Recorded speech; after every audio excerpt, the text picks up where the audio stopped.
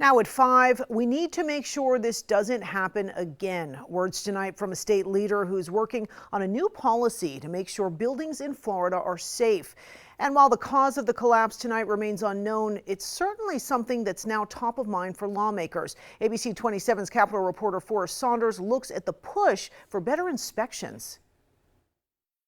Officials are just now starting their investigation into why the 12-story structure fell. It will likely take some time. So is now the best time to be drafting new policy? One state senator says absolutely. As the death toll climbs in Surfside, the pressure to find a cause grows with it. There are things that need to be done at the state level.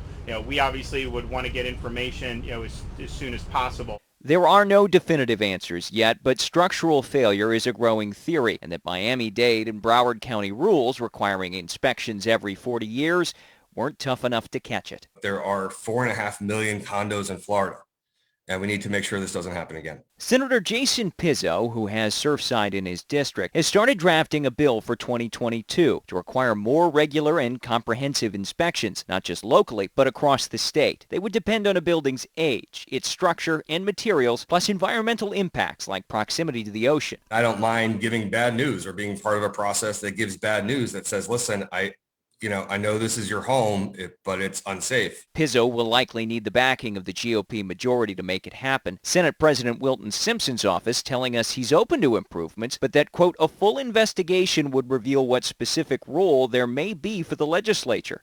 House Speaker Chris Sproul saying something similar, quote, once we have those findings, the Florida House will consider what legislative actions are required and appropriate.